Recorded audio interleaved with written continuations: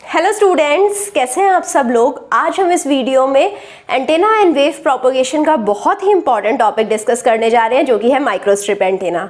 Actually हमने last video में ही microstrip antenna start कर दिया था एंड आई होप आप सब लोगों ने लास्ट वीडियो ऑलरेडी देख ली है। अगर अभी तक नहीं देखी है तो जाइए पहले लास्ट वीडियो दिखाइए।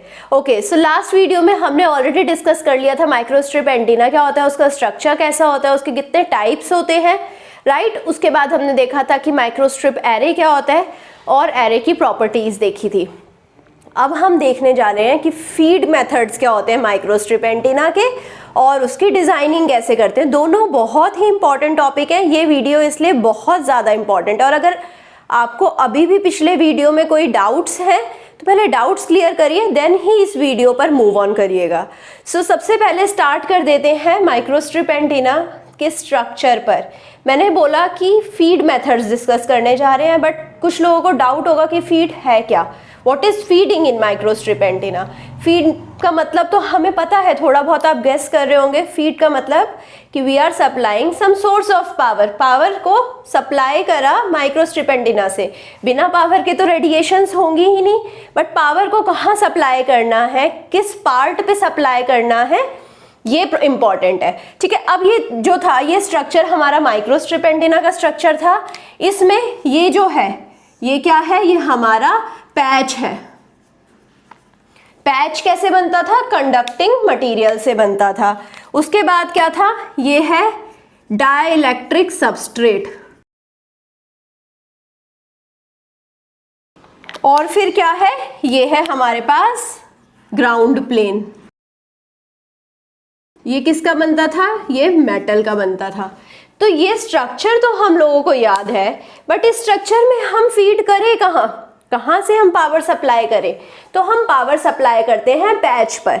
ठीक है, पैच को पावर से कनेक्ट करते हैं, पैच पे करंट देते हैं, रेडिएशंस प्रोड्यूस होती हैं, राइट। सो पावर सप्लाई का डाइइलेक्ट्रिक सबस्ट्रेट और ग्राउंड प्लेन से मतलब नहीं है। हम फीड कहाँ करेंगे, ये हमारा फीड पॉइंट है और इसको हम बोलेंगे फीडिंग। ठीक है, तो अब फीडिंग का मतलब समझ आ गया होगा। अब देखते हैं फीडिंग के टाइप्स क्या होते हैं। फर्स्ट होता है डायरेक्ट कॉन्टैक्टिंग फीडिंग, मतलब हम डायरेक्टली कॉन्टैक्ट से फीडिंग कर रहे हैं। ठीक है, तो हम करंट सोर्स को कॉन्टैक्ट में ला रहे हैं पैच के। ठीक है, तो उसके भी दो टाइप्स होते हैं। फर्स्ट है माइक्रोस्ट्रिप लाइन फीडिंग, सेकेंड है कोएक्सियल लाइन फीडिंग। ठीक है, कांटेक्ट कैसे करेंगे, या तो माइक्रोस्ट्रिप लाइन से करें या कोएक्सियल लाइन से करें। फर्स्ट देख लेते हैं माइक्रोस्ट्रिप लाइन। माइक्रोस्ट्रिप लाइन को कनेक्ट करना है पैच से, डायरेक्ट कांटेक्ट में कनेक्ट है। तो आप लोग सोच रहे होंगे तो बस कनेक्ट कर दिया, इसमें प्रॉब्लम क्या है। No, there is a problem. कौन सी प्रॉब्लम है, प्रॉब्लम है यहाँ पर मैचिंग की, इम्पीडेंस मैचिंग की। जो हमारा पैच है, पैच पर जो इम्पीडेंस है वो वेरी कर रहा है हर जगह पर। अब मैंने यहाँ पर इस फिगर में क्या दिखाया है, ये जो फीड है ये सेंटर से कनेक्टेड है। नहीं, अगर यहाँ से कनेक्ट करेंगे और एंड से कनेक्ट कर देंगे, ठीक है, पैच के बिल्कुल एंड स्ट्रक्चर पे कनेक्टेड है, यहाँ पर से कनेक्ट कर देंगे तो बहुत ज्यादा इम्पीडेंस का मिसमैच हो जाएगा, जो हमें डिजायरेबल नहीं है, राइट। सो इम्पीडेंस के मिसमैच को हटाने के लिए हम क्या करते हैं, हम ऐसी पोजीशन ढूंढते हैं जहां पर माइक्रोस्ट्रिप लाइन की इम्पीडेंस पैच के इम्पीडेंस से सेम हो। ऐसे पॉइंट पर अगर हम कांटेक्ट करेंगे तो रिफ्लेक्शन लॉसेस नहीं होंगे, एफिशिएंसी बढ़ जाएगी। तो हमें ऐसा पॉइंट कहाँ मिलेगा, ऐसा पॉइंट सेंटर से थोड़ा ऊपर यहाँ बीच में मिलेगा या थोड़ा नीचे यहाँ बीच में मिलेगा। तो हमें क्या करना पड़ेगा, माइक्रोस्ट्रिप लाइन को यहाँ कनेक्ट करना है। तो क्या करेंगे, हम यहाँ पर नॉचिंग करेंगे। ठीक है, तो यहाँ पर नॉच कर हमने यहाँ पर फीडिंग करी है, इसे हम बोलते हैं इनसेट फीड पॉइंट। कैसे बना, नॉचिंग करके। क्यों करा, क्योंकि रिफ्लेक्शन लॉसेस को कम करवाना था, इम्पीडेंस मैचिंग करानी थी। अब कुछ लोगों को डाउट होगा कि मैंने कहा था कि नीचे भी तो सेम इम्पीडेंस है, तो राइट, आप या तो ऊपर दे सकते हैं फीडिंग या फिर आप नीचे भी दे सकते हैं, इट इज योर विश, कहाँ पर भी देनी है it is your wish completely. अब आ जाते हैं इसके एडवांटेजेस पर। हम कोई सा भी फीड मेथड डिस्कस करने वाले हैं तो हम सबसे पहले देखेंगे कि उसके एडवांटेजेस क्या होते हैं? कुछ तो एडवांटेज होगा जिसकी वजह से हम इसे डिस्कस कर रहे हैं। फर्स्ट है कि it is easy to fabricate. Second है it is easy to model. Fabricate करना इजी है, इसकी मॉडलिंग करना इजी है, प्लस लास्ट इसका एडवांटेज है that it is easy to match. इसकी मैचिंग भी इजीली हो जाती है। ठीक है, तो ये 3 बहुत इंपॉर्टेंट एडवांटेजेस हैं जिसकी वजह से हम ये वाला फीडिंग मेथड पढ़ रहे हैं। ठीक है, अब आ जाते हैं डिसएडवांटेजेस पर। फर्स्ट डिसएडवांटेज क्या होगा? यहां पर फर्स्ट डिसएडवांटेज है कि हमारे पास थोड़ी सरफेस रेडिएशंस रहती हैं।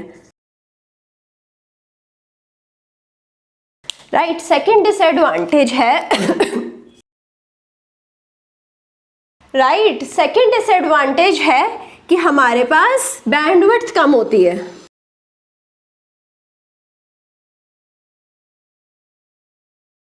थर्ड डिसएडवांटेज क्या है? थर्ड डिसएडवांटेज है कि यहां पर क्रॉस पोलराइजेशन होता है। मतलब हमारे पास लीनियर और सर्कुलर दोनों पोलराइजेशन प्रेजेंट रहते हैं। तो ये एडवांटेजेस और डिसएडवांटेजेस याद करना बहुत इंपॉर्टेंट है। अब आ जाते हैं सेकेंड टाइप के डायरेक्ट कॉन्टैक्टिंग फीड मेथड के पास, जो कि है कोएक्सियल लाइन फीडिंग मेथड। तो अभी हमें पता है ये स्ट्रक्चर तो बहुत इजी सा है। यहाँ पर ये पैच है, ये कौन सा व्यू है? साइड व्यू है। ये कौन सा व्यू था? ये टॉप व्यू था। ठीक है, तो ये पैच था, ये डाइइलेक्ट्रिक सबस्ट्रेट है, और ये क्या है? Ground plane. ये चीजें तो अब हमें पता ही है। ठीक है, अब क्या करना है इसमें हमें कोएक्सियल लाइन से फीडिंग करनी है। तो क्या करेंगे हम? यहाँ पर एक होल ड्रिल करेंगे और यहाँ पर होल से कोएक्सियल लाइन को पैच से कनेक्ट कर देंगे। ठीक है, अब क्या है इसमें? होल नीचे से ड्रिल हुआ है, ग्राउंड प्लेन से डाइइलेक्ट्रिक सबस्ट्रेट से गया ड्रिल होकर और पैच तक पहुंच गया। अब ये जो ड्रिल करा है इसे सेंटर में नहीं करेंगे, ऑब्वियसली इसी पॉइंट पे करेंगे जहां पर हमारी सेम इम्पीडेंस आई थी। तो ये हमारा हो गया कोएक्सियल लाइन फीड। अब आ जाते हैं इसके एडवांटेजेस और डिसएडवांटेजेस पर।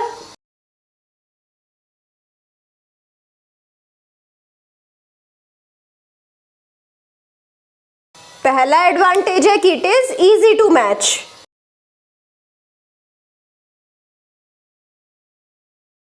Second advantage it is easy to fabricate, fabrication easy है इसका। थर्ड एडवांटेज है यहां पर लो स्पूरियस रेडिएशंस है। ठीक है, ये बहुत बड़ा एडवांटेज है। यहाँ पर स्पूरियस रेडिएशंस कम है जिसकी वजह से एफिशिएंसी अच्छी हो जाती है। अब आ जाते हैं डिसएडवांटेजेस पर।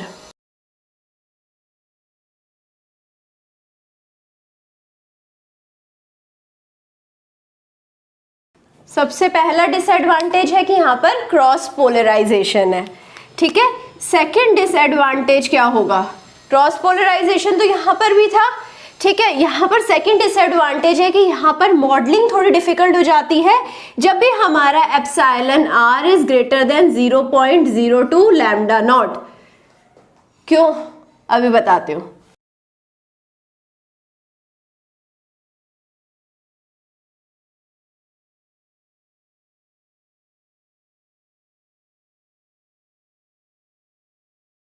क्यों ऐसा क्यों है? क्योंकि जब हमारे पास ज़्यादा डाइइलेक्ट्रिक कांस्टेंट वाला मटेरियल होगा, ज़्यादा डाइइलेक्ट्रिक कांस्टेंट वाला सबस्ट्रेट है, तो उसमें हार्डनेस ज़्यादा होगी, उसमें होल ड्रिल करना डिफिकल्ट हो जाएगा। राइट, सो ये दो डिसएडवांटेजेस हैं। थर्ड जो मेन डिसएडवांटेज है वो बैंडविड्थ का भी है। बैंडविड्थ कम ही है यहाँ पर भी। ठीक है, तो अब आ जाते हैं नेक्स्ट है प्रॉक्सिमिटी फीड। मतलब हम डायरेक्टली उसको फीड नहीं कर रहे हैं, कोई डायरेक्ट कांटेक्ट नहीं है, फीड लाइन के बीच में और पैच के बीच में। तो हम कैसे फीड करेंगे, यहाँ पर म्यूचुअल कपलिंग होती है, हम म्यूचुअल कपलिंग का यूज करते हैं और हम फीडिंग करवाते हैं। अब देखते हैं कि क्या होता है स्ट्रक्चर में, थोड़ा स्ट्रक्चर में चेंजेस है यहाँ पर। तो आप देखेंगे कि ये नॉन कॉन्टैक्टिंग बेस्ड मेथड है। फर्स्ट इज प्रॉक्सिमिटी फीड, ये क्या है मेरा, ये पैच है, ये मेरा डाइलेक्ट्रिक सबस्ट्रेट है with first dielectric constant ER1। ये क्या है, ये है मेरा डाइलेक्ट्रिक सबस्ट्रेट 2। यहां पर क्या होएगा, ER2। ये क्या है मेरा, नीचे ग्राउंड प्लेन। तो अब हम क्या करेंगे, हम डायरेक्ट फीडिंग तो नहीं करने वाले, मैंने क्या कहा, ये नॉन कॉन्टैक्टिंग फीड मेथड है, ठीक है। तो हम यहाँ क्या करने वाले हैं, हम फीड लाइन को लगाएंगे यहाँ पर। जो हमारा डाइलेक्ट्रिक कांस्टेंट 1 है, दिस इज डाइलेक्ट्रिक सबस्ट्रेट 1, इसके नीचे और डाइलेक्ट्रिक सबस्ट्रेट 2 के ऊपर, इन दोनों के बीच में हम सैंडविच कर देंगे अपने फीड को। और जैसे ही फीड यहाँ पर देंगे तो म्यूचुअल कपलिंग से हमारे पास इस पैच के अंदर पावर जाएगी और रेडिएशंस प्रेजेंट होंगी। सो यहाँ पर फिर से आ जाते हैं एडवांटेजेस पर।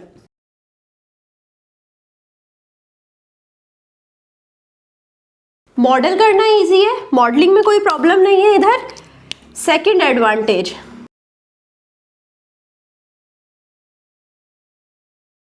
हमारे पास स्पूरियस रेडिएशंस कम है, ठीक है, एफिशिएंसी अच्छी है। थर्ड एडवांटेज पर आ जाते हैं।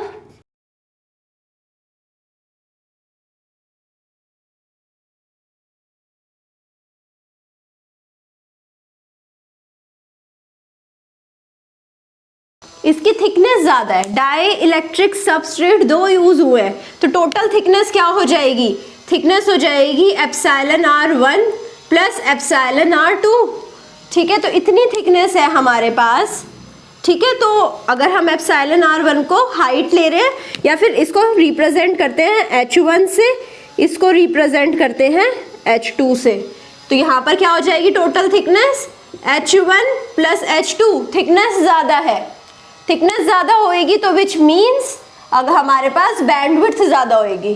तो ये वाली प्रॉब्लम, बैंडविड्थ वाली प्रॉब्लम जो यहाँ पर भी थी और यहाँ पर भी थी, यहाँ पर टैकल हो गई है, ठीक है। अब आ जाते हैं डिसएडवांटेज पर।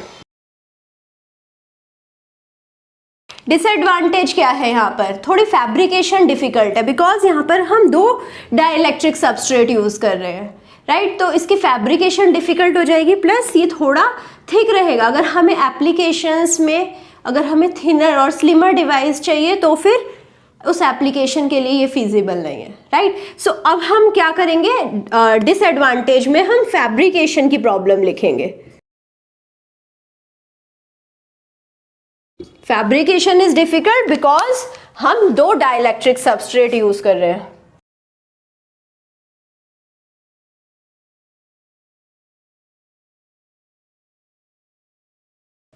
प्रॉक्सिमिटी फीड समझ आ गया होगा। अब आ जाते हैं अपर्चर कपल्ड फीड पे। अपर्चर कपल्ड फीड में क्या होता है, ये अगेन ये मेरा पैच है, ये फिगर्स याद करना, इन्हें समझना बहुत इंपॉर्टेंट है। ये मेरा डाइलेक्ट्रिक सबस्ट्रेट 1 है,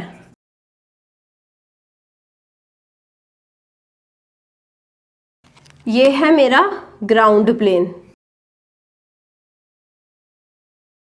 राइट। अब इसके बाद ये जो सबसे नीचे है, यहां पर ये है डाइलेक्ट्रिक सबस्ट्रेट 2।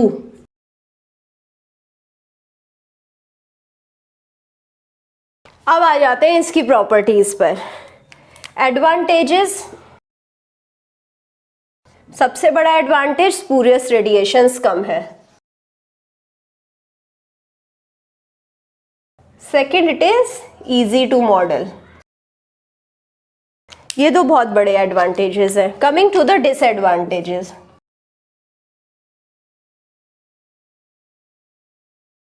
डिसएडवांटेज क्या है, यहां पर सबसे बड़ी प्रॉब्लम तो फैब्रिकेशन की है।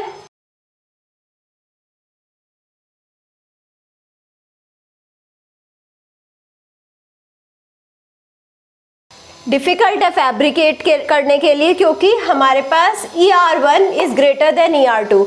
हमें ऐसे डाइलेक्ट्रिक सबस्ट्रेट चूज करने हैं जिसकी परमिटिविटी फर्स्ट डाइलेक्ट्रिक सबस्ट्रेट की ज़्यादा होनी चाहिए than the permittivity of the second dielectric substrate. यहाँ पर एक और प्रॉब्लम है कि यहाँ पर लेसर बैंडविड्थ है। तो दो बहुत बड़ी प्रॉब्लम्स है यहाँ पर। अब यहाँ पर हम फीडिंग कर कहाँ रहे हैं? हम फीडिंग कर रहे हैं ये जो फर्स्ट डाइलेक्ट्रिक कांस्टेंट है और जो फर्स्ट डाइलेक्ट्रिक सबस्ट्रेट है इसके नीचे, ठीक है। तो म्यूचुअल कपलिंग से ही हमारे पैच को एक्साइटेशन होएगी। अब आ जाते हैं फ्रिंजिंग पर। कुछ दो टर्मिनोलॉजी है जिससे हम डिजाइनिंग सीखते हैं। फ्रिंजिंग क्या होता है? जैसे मेरा पैच है, पैच पे जैसे ही हम फीडिंग करवाते हैं यहाँ से रेडिएशंस प्रोड्यूस होती हैं। मैंने आपको बताया था जो रेडिएशंस है वो एजेस से प्रोड्यूस होंगी, तो यहाँ से रेडिएशंस प्रोड्यूस हुई और यहाँ से क्या होएगा, यहाँ पर क्योंकि फिर से एज है तो यहाँ से कुछ एक्स्ट्रा रेडिएशंस प्रोड्यूस हो जाती है, ठीक है। पैच की लेंथ कितनी थी? पैच की लेंथ थी L, एक्चुअल लेंथ L थी। बट क्या होगा, हमारा जो सिस्टम होता है हम क्या देखते हैं, हम यही देखते हैं कि कहाँ तक रेडिएशन आ रहा है या कहाँ तक करंट जा रहा है। तो इलेक्ट्रिकल लेंथ क्या होगी? इलेक्ट्रिकल लेंथ यहाँ से लेकर यहाँ तक भी होगी, इस पॉइंट में यहाँ से लेकर यहाँ तक भी होगी। तो टोटल लेंथ क्या होगी? टोटल लेंथ L इफेक्टिव क्या होगी?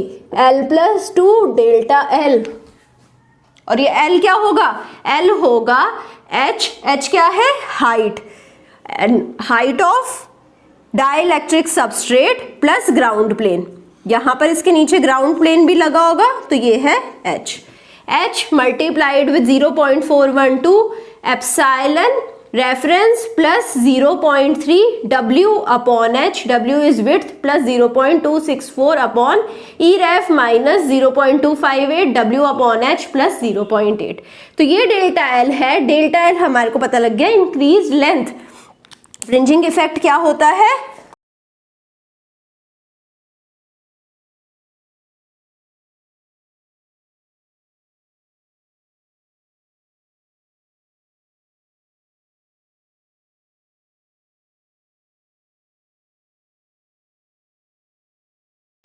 मतलब एसिमेट्री के कारण इलेक्ट्रिकल लेंथ है, वो इलेक्ट्रिकल लेंथ क्या है? L+2 डेल्टा L, वो भी बड़ी है फिजिकल लेंथ से। फिजिकल लेंथ क्या थी? L ओनली, क्योंकि हमारे पास साइड्स पे या एजेस पर ज़्यादा रेडिएशंस है। E रेफ क्या हो जाएगा? ठीक है, तो अब यहाँ पर हमारी डाइलेक्ट्रिक कांस्टेंट चेंज होता है जो कि होता है ER+1/2 प्लस ER-1/2 1+12H/W की पावर -1/2। तो अब हमें इसे डिजाइन करना होगा, तो हमारे पास दो कंडीशन होती हैं।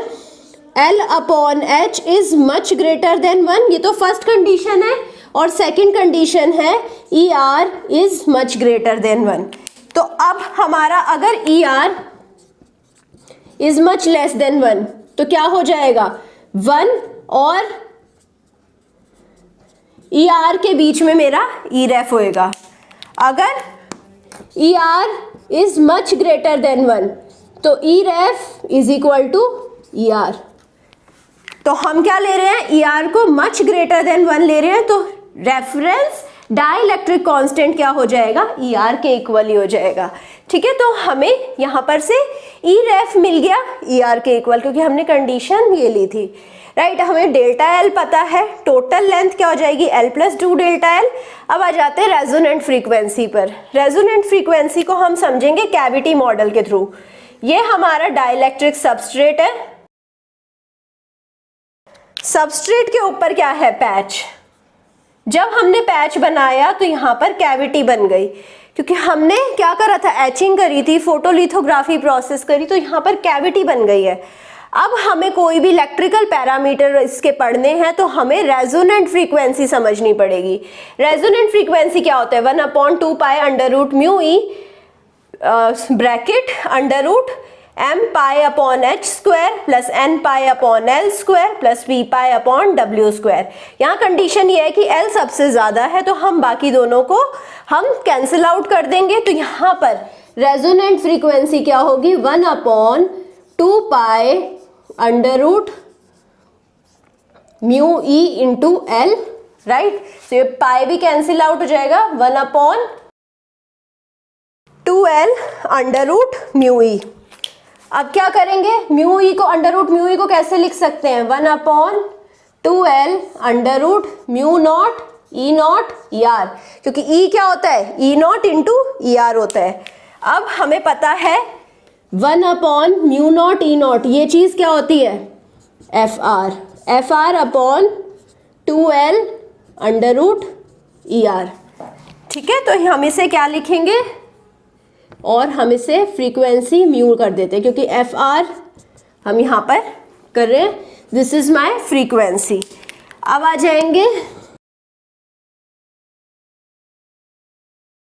ई आर रेफरेंस के इक्वल है, एल कौन सा लेंगे, एल इफेक्टिव लेंगे, यहाँ पर L effective L plus 2 delta L.